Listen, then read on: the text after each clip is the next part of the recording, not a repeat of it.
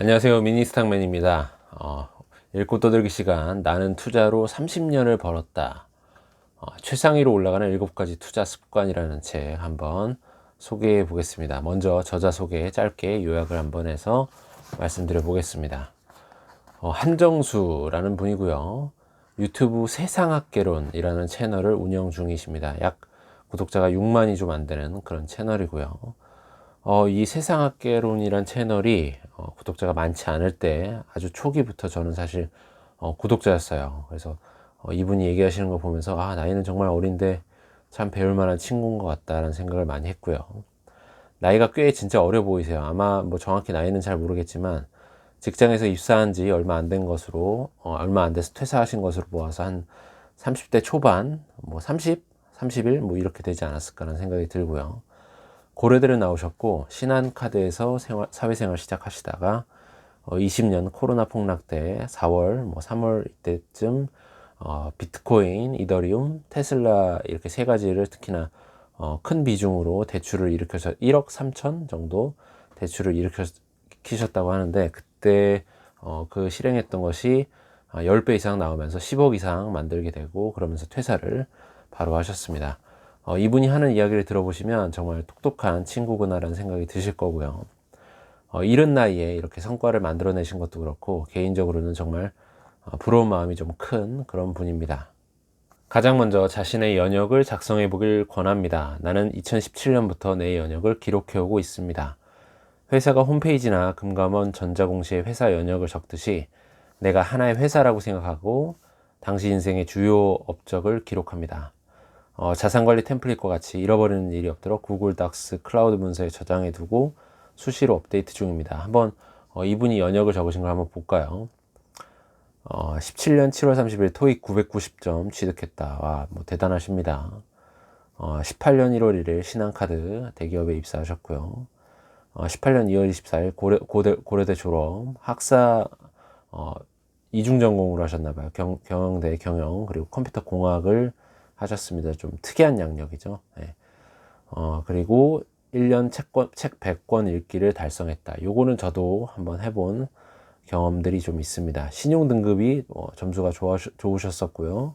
순자산 1억 원을 첫 돌파했고 비트코인을 보유하고 이더리움 100개 보유했던 요 시기를 또 적으셨고 세상학개론 유튜브를 만드시고 생각보다 얼마 안 돼서 유튜브 구독자 1000명 돌파하셨고 2500명, 5000명, 10,000명 뭐 이런 식으로 돌파하시고 순자산 25억, 5억, 10억, 25억 돌파했던 걸 기록을 하셨고 도서 출간까지 고려대 자기 모교에 장학금을 기부하고 뭐 이런 내용들이 있는데 참 책에 적을 만큼 연역을 참 아름다운 것들을 만드셨어요. 그래서 참 부럽습니다. 스스로 자신의 연역을 작성한다는 이런 아이디어는 정말 좋은 것 같아요. 문제는 과연 내가 살면서 내 인생을 연역으로 적을 만한 이렇게 뭐 토익을 990을 맞았다든지 아니면 뭐 고려대를 졸업했다든지 아니면 뭐 순자산을 얼마 돌파했다 막 이런 것들을 적을 좀 거창한 뭔가를 성취했다면 참 좋을 텐데 적을 것도 있고 참 재밌을 텐데 이렇다 할 게 없는 평범한 일상을 저와 같이 평범한 일상을 살고 계시면 사실 연역으로 적어볼 만한 게 뭐 그다지 많지 않으실 수도 있어요. 그래서 그런 면에서 이렇게 빠르게 성취를 해오신 한정수님이 참 한쪽으로는 부러운 마음이 드는 게 사실이고요. 하지만 뭐 꼭 남에게 보여줄 것이 아니기 때문에 개인적으로 잘했다, 정말 잘했다 생각하는 부분들을 기록해 오시면서 이렇게 정리를 해두시면 나중에 자신의 인생을 복귀하거나 할 때 이 연역 아이디어를 떠올리면서 사용을 한번 해보시면 의미가 좀 분명히 있지 않을까 하는 생각이 듭니다. 나는 꼭 성장을 위한 기록이 아니더라도 자신만의 유튜브 채널을 시작해보는 걸 강력하게 추천하고 싶습니다. 대부분 스스로 콘텐츠가 없다는 생각이 들어서 유튜브가 막막하게 느껴질 수 있지만 이 세상 누구든 사람들이 관심 있어 할 콘텐츠를 만들 수가 있습니다. 사람들은 모두 생각하는 방식이 다르기 때문에 내가 당연하게 생각하는 것들이 다른 사람에게는 당연하지 않을 수도 있고요. 오히려 흥미로운 콘텐츠로 다가올 수도 있습니다. 모두에게 어필할 콘텐츠를 만드는 건 어려운 일이지만 내 콘텐츠에 관심 있어 할 소수의 사람들이 어딘가에는 반드시 존재합니다. 단지 내 얘기를 관심 있게 들을 사람들에게 어떻게 다가갈 수 있을지, 어떻게 그 사람들이 내 영상을 보게 할지가 관건이죠. 나는 직장인이 할 수 있는 최고의 투자가 바로 유튜브라고 말할 정도로 유튜브를 통해 얻은 것이 많습니다. 일단 현재의 내 생각과 모습을 기록하는 의미가 있고요. 굳이 얼굴을 드러내지 않아도 좋습니다. 목소리만 기록해도 되고 텍스트만 기록해도 됩니다. 어떤 형식이든 꾸준히 기록을 하다 보면 채널에 컨텐츠가 쌓입니다.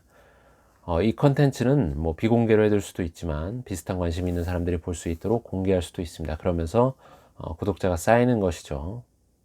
유튜브로 성공하고 돈을 번다는 건 생각보다 호락호락하지 않습니다.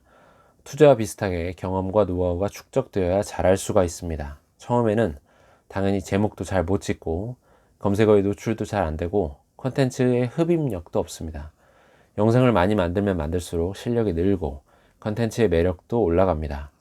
콘텐츠 업력이 쌓일수록 채널에 대한 기대감도 올라가고 내 컨텐츠를 처음 본 사람들이 구독할 확률도 올라갑니다.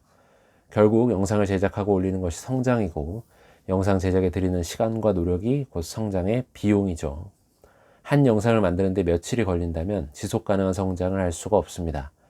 처음부터 대박을 내겠다는 생각보다는 성공할 때까지 장기간 버틸 수 있는 체제, 즉 존버가 가능한 체제를 만드는 것을 가장 중요하게 생각했습니다. 정말 큰 공감을 하는 부분입니다. 큰 부담 없이 영상을 생산해낼 수 있는 구조가 지치지 않고 꾸준히 성장할 수 있는 구조입니다. 유튜브를 해보라고 강력 추천하고 있는 부분인데요. 가장 공감하는 것은 말씀드린 대로 존버 가능한 구조를 만드는 것이었습니다. 유튜브를 해보신 분은 느끼시겠지만 정말 만만한 직업이 아닙니다. 제 경우도 무언가 이대로 인생이 좀 소진돼서 하루하루를 살아가는 게 좀 싫어가지고 뭔가 좀 특별한 이벤트라도 좀 일어났으면 하고 아니면 약간의 부수입이라도 될까 하면서 시작했던 게 바로 유튜브인데요.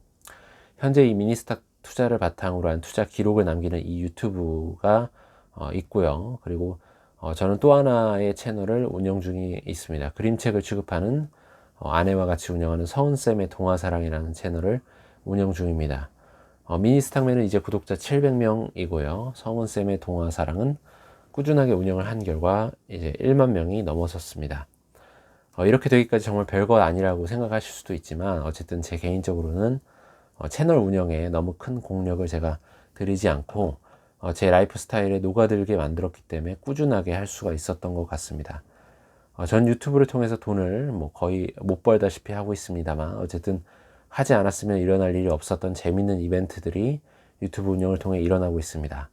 관심이 있으신 분이 있다면 너무 관심만 갖고 있지 마시고 실제 한번 시도를 해보셨으면 하고 저도 꼭 한번 추천드려 보고 싶습니다.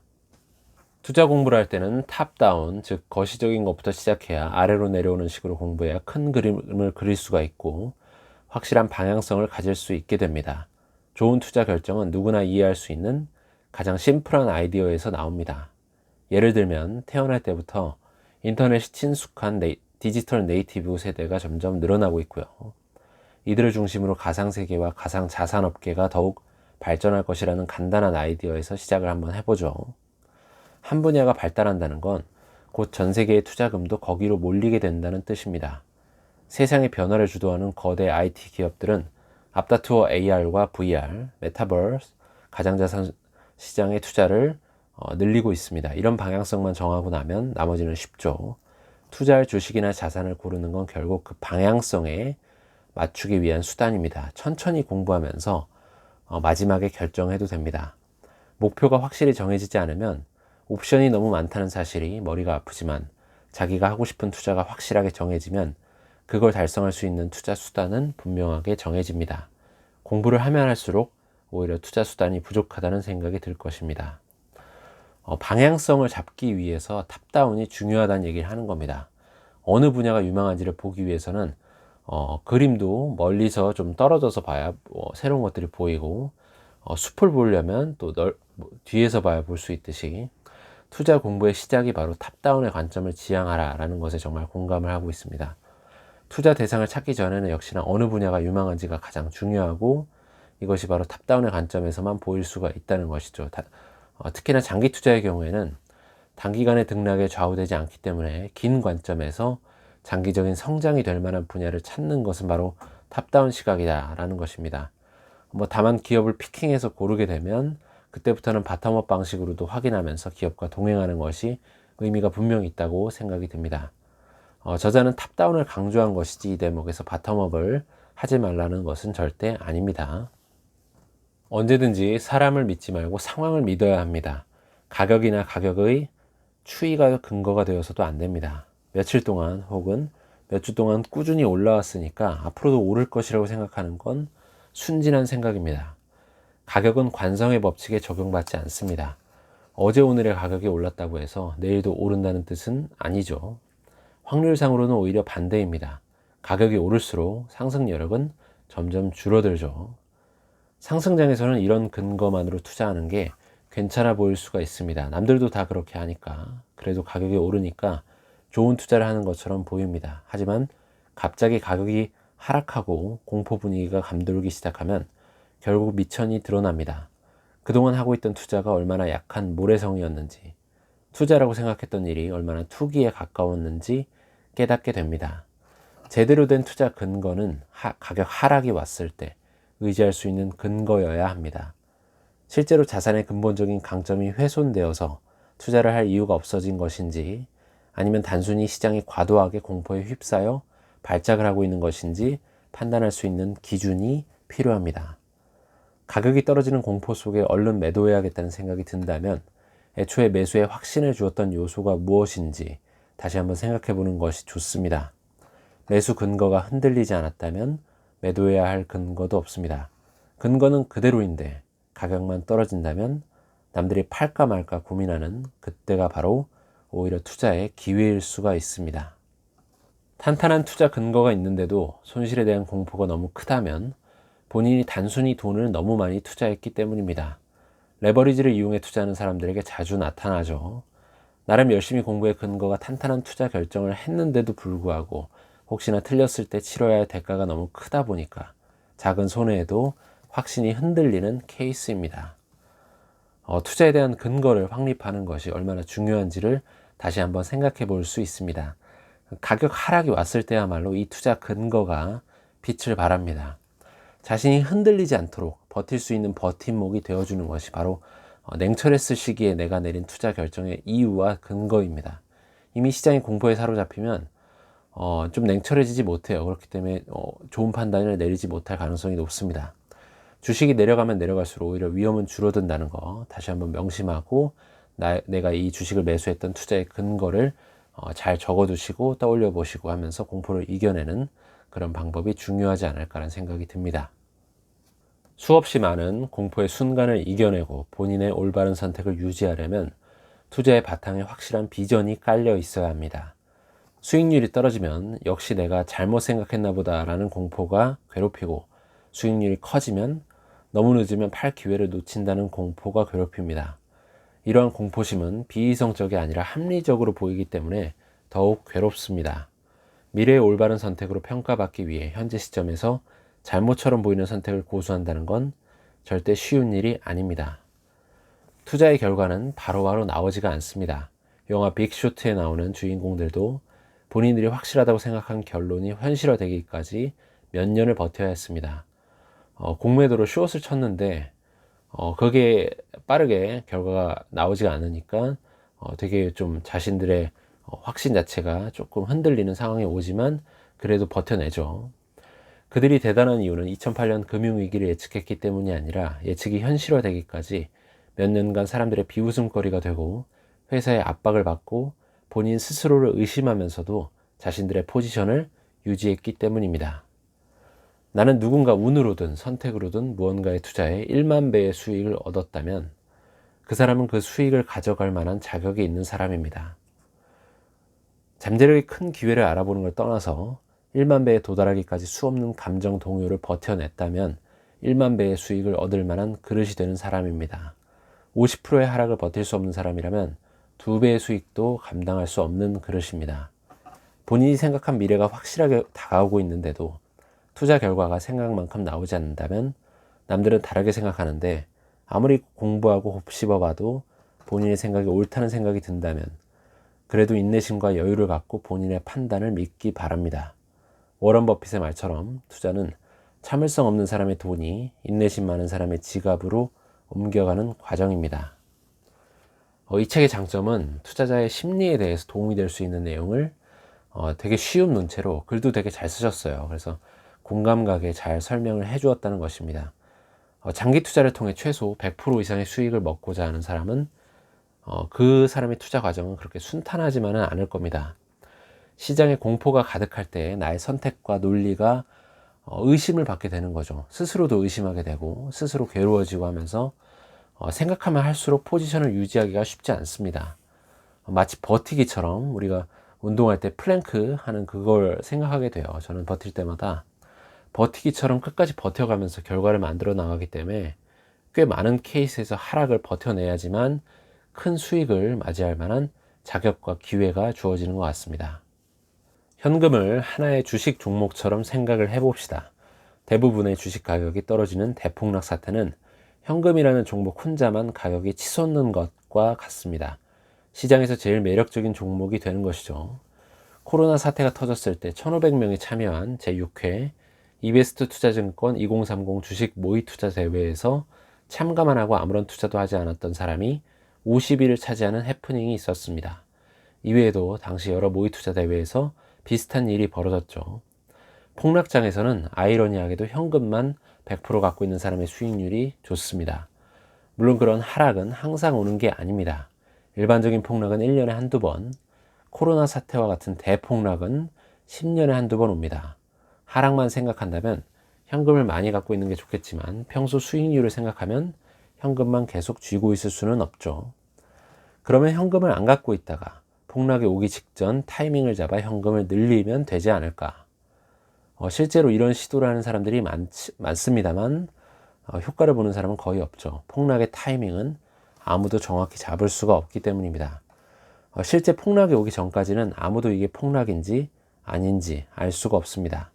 갑자기 시장이 5% 하락했다고 했을 때 아무도 이게 5% 선까지만 하락하고 반등을 할지 아니면 10% 더 떨어질지 모릅니다. 폭락이 임박했다고 생각해서 급히 현금화를 했다가 다시 가격이 올라버리는 일이 많습니다. 본인이 잘못 예측했다는 걸 깨달은 후에 다시 사려고 하면 이미 가격이 올라 내가 판 가격보다 비싸게 살 수밖에 없습니다.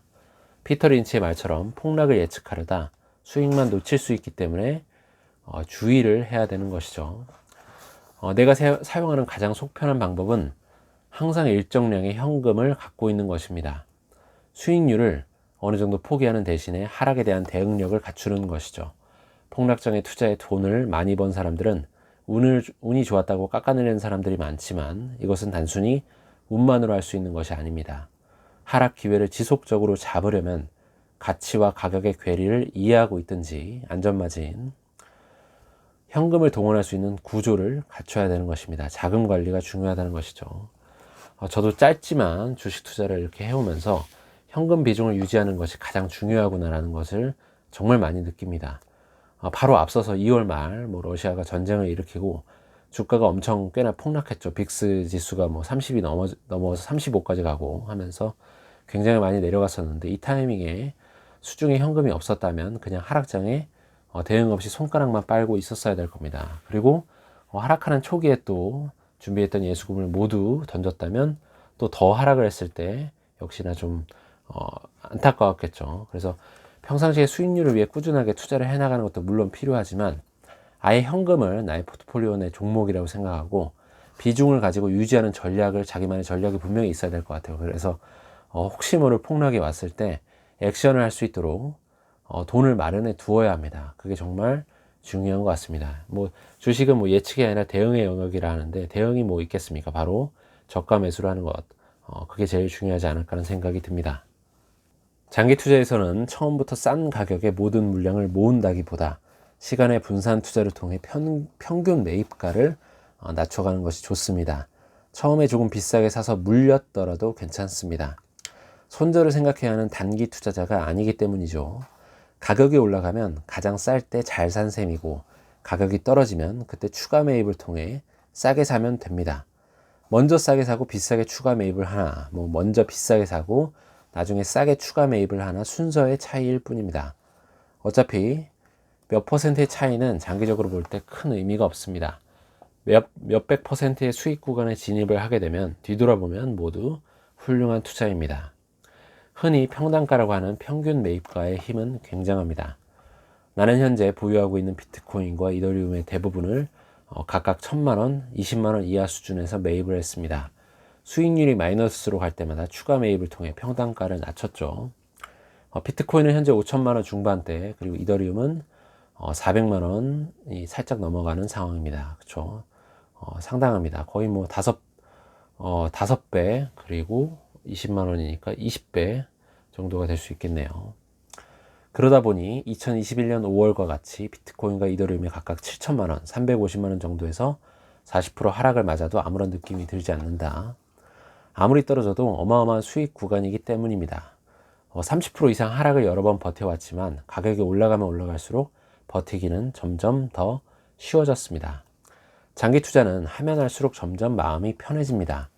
처음에는 현재 가격과 평단가가 비슷해서 수익이 마이너스로 가기도 하지만 수익률이 점점 쌓이면 폭락이 와도 수익 구간을 유지하기 때문입니다. 장기 투자가 가장 어려울 때는 처음 샀을 때입니다. 그때만 잘 버텨내면 오랫동안 마음 편한 투자를 할 수가 있습니다. 내가 투자를 하면 할수록 내가 투자한 것들이 오르면 오를수록 후회되는 건 딱 한 가지. 왜 가격이 쌀 때 더 많이 사지 못했는지입니다. 성공적인 장기 투자는 어떤 스타일로 전개가 되는지에 대해서 간접적으로나마 느껴볼 수가 있는 부분입니다.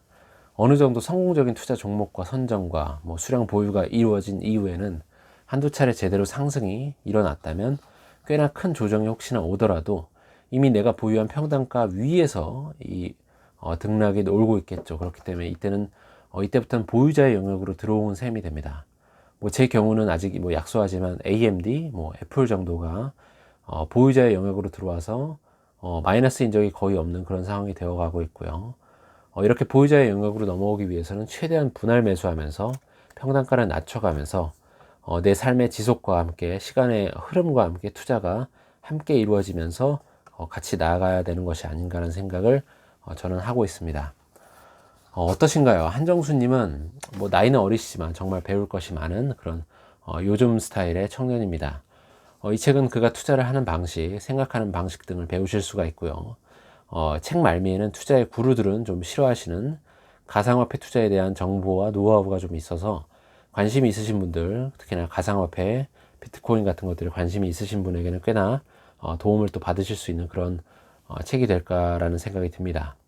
오늘은 여기까지 하겠습니다. 모두 성공적인 투자 기원 드리고요. 유익하셨거나 도움이 되셨다면 구독과 좋아요 부탁드립니다. 이 채널을 유지하는 힘입니다. 감사합니다.